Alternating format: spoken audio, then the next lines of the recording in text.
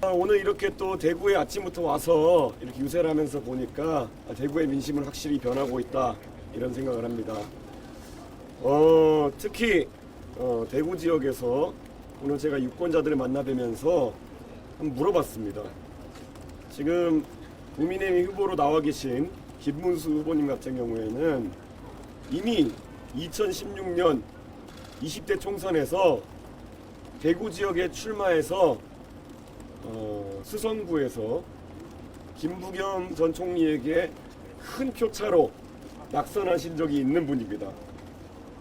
대구 수성구에서 그 보수세가 강한 지역에서 대구 시민들이 이미 한번 국회의원을 하기에도 부적격자라고 인정했던 그런 후보를 굳이 공천한 이유가 무엇이겠느냐. 저는 대구 시민의 의중은 아랑곳하지 않고 당권 싸움에 몰두한 국민의 판단이었다. 저는 그렇게 생각합니다.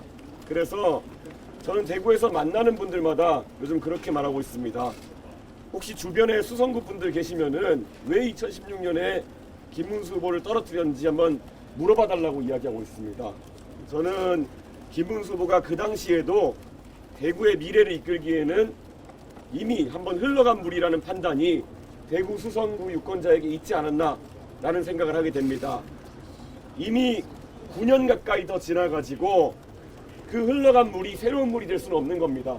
그래서 저는 앞으로 대구의 미래를 책임질 수 있는 후보는 바로 저 이준석이다 이렇게 생각합니다. 그래서 유권자분들의 현명한 판단을 부탁드리고 싶습니다. 또 어제 있었던 일에 대해서 잠시 말씀드리자면 어제 저희 측과도 이야기를 하고 있었던 이병태 전 카이스트 교수님께서 이재명 후보 측의 큰 뜻을 가지고 이재명 후보의 좌편향된 경제정책을 좀 바로잡아 보겠다는 그런 선의로 합류하실 의사를 보이셨습니다. 그런데 그 뒤에 더 놀라운 것은 정작 그런 용기 있는 판단을 한 분에 대해 가지고 민주당에서 그분의 과거 발언이나 이런 것들을 문제 삼아서 합류를 거부했다는 것입니다. 저는 이병태 교수님의 그런 공개된 발언과 공개된 행동에 대해서는 이미 많은 사람들이 알고 있었고 저도 그것을 알면서도 이병태 교수님이 가지고 계신 능력과 대한민국을 위해서 봉사하실 수 있는 그런 어떤 자세를 바탕으로 해가지고 영입 제안을 했던 겁니다. 물론 이병태 교수님이 하신 발언이나 아니면 여러 가지 행적에 대해서 저도 동의하지 않을 수 있는 부분이 있지만 저는 공당이라면은 민주당이 그런 이중잣대를 들이대서는 안 된다고 생각합니다. 왜냐? 다른 사람이면 몰라도 음주운전부터 해서 공무원 자격 사칭에 대한 공동정범까지 공인된 전과가 있는 이재명 후보 측에서 몇 가지 발언이나 아니면 과거의 관점에 대해서 시비를 삼아서 어떻게 한평생 자기 분야에서 일가를 이룬 한 전문가의 그런 명예를 짓밟을 수 있단 말입니까? 지금 이재명 후보 주변에 있는 인사들에게 이병태 교수님과 동일한 잣대로 문제가 되는 발언과 문제가 되는 과거 행적에 대해서 적용해서 똑같은 잣대로 대한다면 받아들일 수 있습니다. 하지만 이병태 교수님이 하신 말보다 훨씬 더 큰 상처를 줄 만한 천안함 관련된 망언이라든지 국가를 위해 희생하신 분들에 대한 망언을 일삼은 자들이 민주당 곳곳에 포진하고 있습니다. 어떻게 그런 사람들과 함께하는 사람이 이병태 교수 같은 분에게 그런 잣대를 들일 수 있는지 믿기지가 않습니다. 저는 그래서 물론 이병태 교수님이 받으신 상처가 크실 것이기 때문에 매우 조심스럽겠지만은 저는 만약에 이병태 교수님이 대한민국의 미래 세대를 위해 가지고 본인이 가지신 지식과 재능을 보태주실 생각이 있다면은 저는 다시 한번 요청드릴 계획입니다. 민주당의 소위 말하는 대통합 행보라는 것이 얼마나 다른 진영에게는 엄격하고 본인의 진영에게는 한없이 허물도 덮어주는 관대함인지를 이번 사태가 드러냈다, 이런 생각을 갖고 있습니다. 그 부분에 대해서는 앞으로 민주당이 하는 여러 가지 인재 영입이나 이런 것이 얼마나 허망한 그런 인재 영입인지 앞으로 보게 될 것이다, 이런 생각을 합니다. 예, 혹시 질문 있으시면 받겠습니다. 네, 좀 이동입니다. 그 어제 김문수 후보가 참고로 개헌에 대해 사과를 했는데요. 이에 대해 어떻게 평가하시는지? 계엄이 잘못된 것은 대한민국 국민이란 모두가 알고 있고, 특히 과거 노동운동과 민주화운동을 했다고 하는 김문수 후보였으면 12월 3일 그 순간부터 알았을 것입니다. 지금까지 6개월이 지난 동안 왜 아무 말이 없다가 지금 와서 그런 이야기를 하기 시작하는 것입니까? 선거 현장에 다녀보니까 대한민국 국민들의 민심이 매섭기 때문에 그런 옆구리 찔러서 하는 그런 발언들, 저는 큰 의미가 없다, 그런 생각을 합니다. 저는 김문수 후보가 만약에 계엄에 대해서 진짜 잘못되었다고 판단한다면 즉각적으로 윤석열 대통령을 출당시키고 본인은 그 반탄 세력에 힘입어서 후보가 된 사람이기 때문에 사퇴를 하는 것이 마땅할 것입니다. 어떻게 계엄이 잘못되었고 탄핵은 정당하다는 이야기를 하면서 반탄 세력의 표를 모아서 올라온 본인의 후보직이 정당화될 수 있다고 믿는 것인지, 저는 그 논리적 귀결이 너무 떨어진다고 생각합니다. 김문수 후보는 만약 계엄 반대, 탄핵 찬성의 기치를 내세울 것이라면은 지난 국민의힘 경선에서 본인의 행보가 사기에 가까웠음을 인정해야 할 것이고, 그러면 당연히 후보직을 사퇴해야 될 것이라고 생각합니다. 예, 혹시. SBS 안희재 기자입니다. 예, 오늘 후보님 포함해서 다른 이재명 후보, 김문수 후보도 수경 조치가 있는데요. 이런 부분에 어떻게 평가하는지 차장님은 어디 있다고 저는 이재명 후보가 최근에 상당한 자신감을 가지고 TK 지역의 행보를 강화하는 것, 저는 나쁘지 않다고 생각합니다. 하지만 이재명 후보가 민주당 대표로 있을 때 그 압도적인 입법 권력을 바탕으로 해서 대구 경북 지역의 여러 가지 수건 사업들을 풀어낼 수 있는 위치에 있었습니다. 예산권을 활용해서 현재 많은 예산이 수반되는 대구 경북 지역의 SOC 사업 같은 것들도 진척시킬 수 있었을 것입니다. 하지만 이재명 후보는 본인의 입법 권력을 본인에 대한 방탄, 그리고 윤석열 정부를 공격하는 것에만 사용했던 것이 사실입니다. 그래서 힘을 가졌을 때 잘했어야 된다는 겁니다. 저는 이재명 후보가 지금부터라도 열심히 하는 모습을 보이는 것에는 긍정적인 평가를 하겠지만은, 지금까지 대구 경북의 수건 사업들을 도외시하고 오히려 분열을 조장했던 것에 대해 가지고는 이번에 대구 경북의 시민들이 엄중한 책임을 물을 것이다, 이렇게 확신합니다. 후보님, 오늘 김문수 후보가 윤석열 출당에 대해서 거부하는 의사를 내주셨는데 이건 어떻게 평가하시나요? 예, 질문이 윤석열 대통령에 대한 출당을 김문수 후보가 부정적으로 말씀하셨는데 거기에 대한 제 생각을 물어보는 질문이셨는데요. 저는 그게 지금 김문수 후보가 가진 이중 정체성의 본질이다, 이렇게 생각합니다. 본인을 후보로 만들어준 세력은 분명히 전광훈 목사를 위시한 그런 태극기 부대가 한 축이 있을 것이고, 또 탄핵 반대를 했던 그 세력이 하나가 있을 것이고, 또 한편에는 한덕수 후보의 단일화를 그런 믿었던 세력이 있을 것입니다. 저는 이게 바로 김문수 후보의 겹겹이 쌓인 가면 속에 있는 본질이다 라고 생각합니다. 제가 유행시킨 한자 성어로 양두구육이 있는 것을 잘 알고 있으실 겁니다. 양의 머리를 세 겹으로 쓴 그런 후보입니다. 저는 이런 상태로는 김문수 후보가 보수 진영을 대표하는 것은 어불성설이다, 그런 생각을 하고 있습니다. MBN 조율인데요. 네. 국민의힘에서 단일화 내용 겪고 나서 지금 평가하신 대로 찾으셨는데 네. 자, 다시 질문 크게 좀. 네. 국민의힘에서 단일화 내용 겪고 나서 지금 후보께서 지금 대구 보수 텃밭을 대구 찾으셨는데 분위기 좀 어떻게 읽고 계시나요? 뭐 지난번에도 제가 대구에서 피켓 들고 인사하고 이렇게 할 때 많은 분들이 어쨌든 단일화나 이런 것에 대해서 어떻게 하겠냐는 입장을 물어보셨는데, 그때도 저는 결연하게 저는 정치를 완전 바꾸고 정권 교체, 세대 교체, 시대 교체를 이루기 위해서 나왔다. 그래서 저만의 방식으로 한번 해보고 싶다라는 설명을 드려야 했다면, 지금은 많은 분들이 국민의힘 이제 더 이상 안 되겠다, 이제 한번 바꿔봐라, 이런 말씀을 하십니다. 저에게 국민의힘에 합류해서 고치라는 말씀을 더 이상 하지 않으십니다.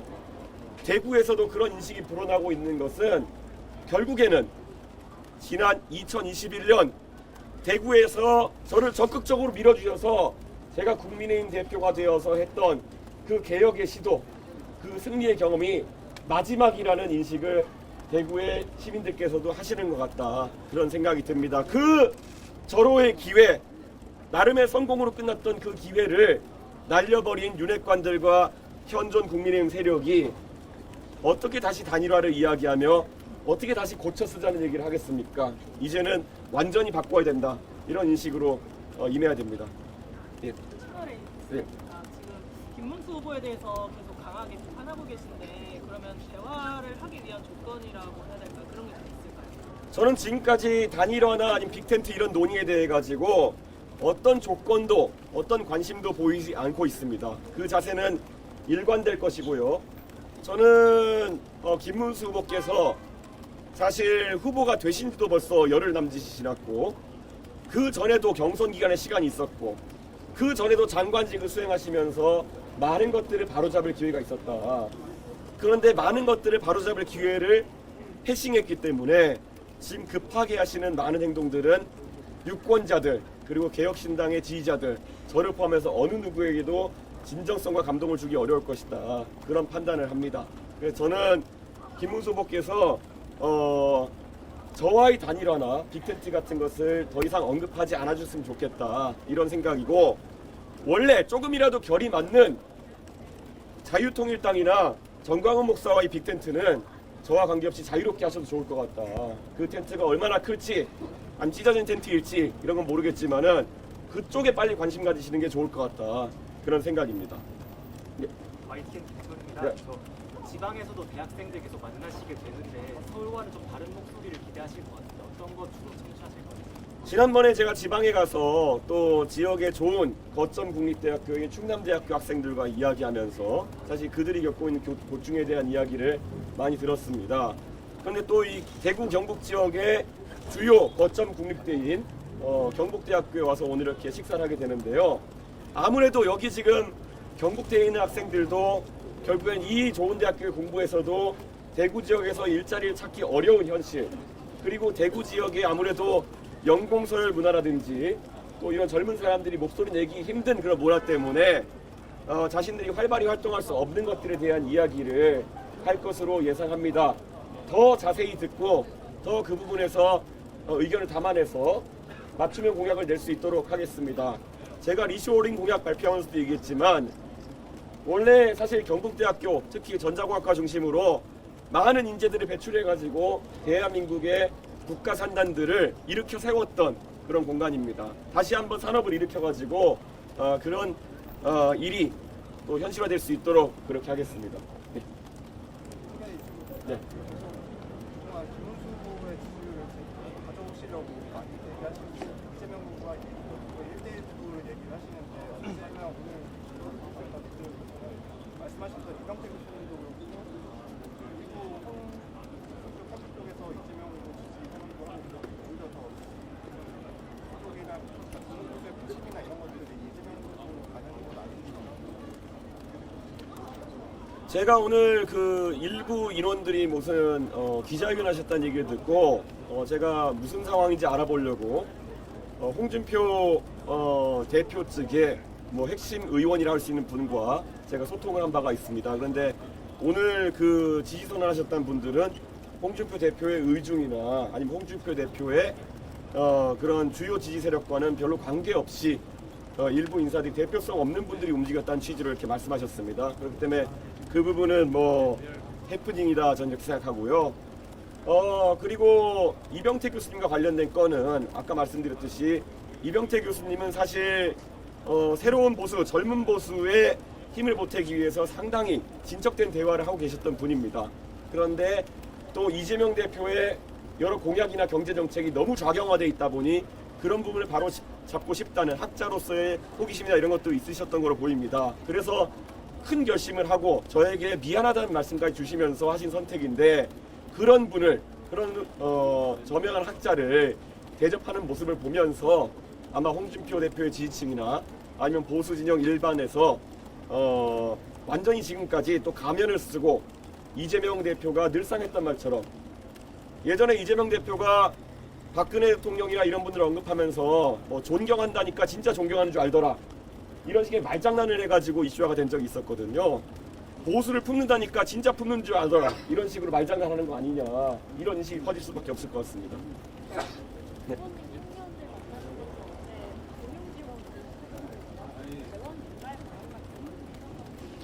저희가 젊은 세대를 위해 가지고 금융지원 같은 경우에는 대학교에 다니지 않는 젊은 세대라 하더라도 500만 원씩 최대 5천만 원까지 해가지고 든든 출발 자금이라는 것을 제공하겠다라는 이야기를 밝힌 적이 있습니다. 이것은 보통 지원금 형태인 이재명 후보의 정책과 다르게 지금 이미 운영되는 든든 학자금과 같은 제도를 든든 출발 지원 자금으로 되는 것입니다. 그렇기 때문에 이것은 취업 후 상환제가 적용되고 나중에 국세청에서 상환 과정에 개입하기 때문에 소득이 발생하면은 상환을 시작해야 되는 그 강제성 있는 상환 제도가 담보되기 때문에 재정에 부담을 주지 않습니다.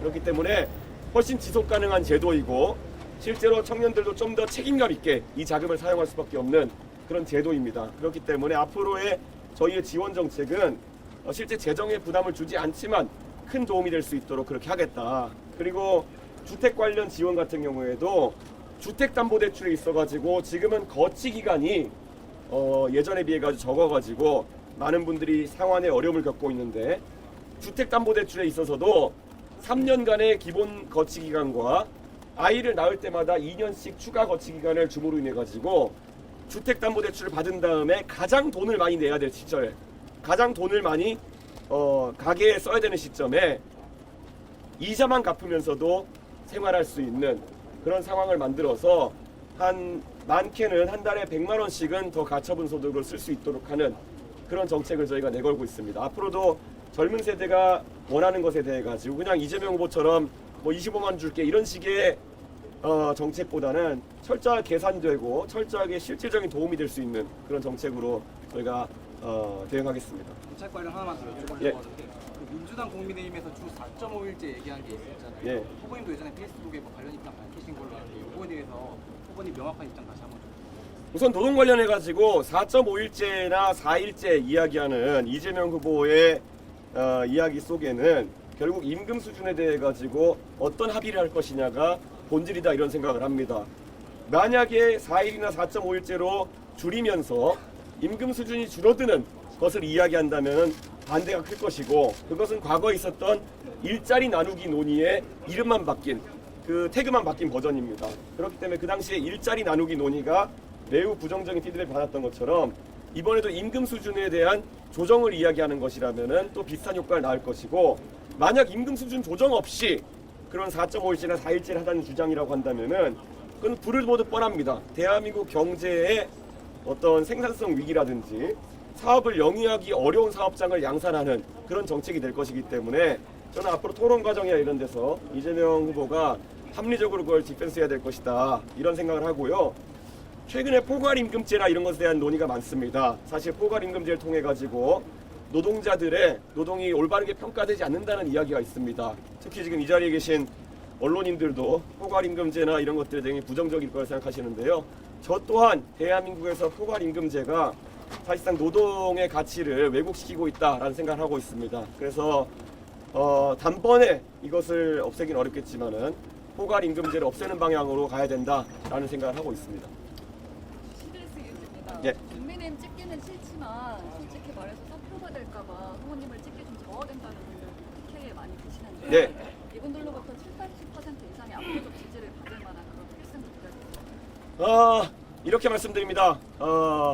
김문수 후보를 찍는 표, 또 저에게 사표라고 하는 근거와 동일한 근거라면은 사표입니다. 김문수 후보를 찍는 표는 사표일 뿐더러 미래로 가는 표도 아니다. 이런 말씀을 드리겠습니다. 보통 우리가 대표 선수를 고를 때, 우리가 프로야구 팀에서 선수를 내보낼 때 둘 중에 하나를 내보냅니다. 자, 즉시 전력감이냐, 이 선수가 가장 잘하는 선수냐. 제가 봤을 때 김문수 후보는 이재명 후보를 꺾을 만큼 가장 잘하는 선수도 아닙니다. 그러면은 키워가지고 미래의 성장을 기대할 수 있는 선수냐. 나이 74인데 뭘 성장시킵니까? 저는 냉정하게 이거는 국민의힘에서 당권을 위해서 이해관계 속에 탄생한 즉시 전력감도 아니요, 그리고 미래를 바라고 선출한 후보도 아니다, 이런 생각을 갖고 있기 때문에 이런 목적이 없는 투표야말로 바로 사표가 아니겠냐, 이런 말씀을 드립니다. 사표일 뿐더러 의미가 없는 표다, 이렇게 말씀드리겠습니다. 네, 여기까지만 아, 하겠습니다. 죄송한데 예. 앞으로 하루에 1%씩만 올려도 예. 뭔가 쉽지 않은 상황인데 네. 반전을 이뤄낼 수 있는 모멘텀을 만들어내는 저는 지금 저희의 지지율표를 보면은 젊은 세대는 이슈나 아니면은 아젠다에 민감하기 때문에 또 지지율이 올라오고 있는 상태인데, 결국에는 60대 이상, 70대 이상 이런 표들이 많이 움직여야 되는 것인데, 저는 그분들이 아직까지도 큰 집 관성에 따라 가지고 움직이고 있다, 이런 생각을 합니다.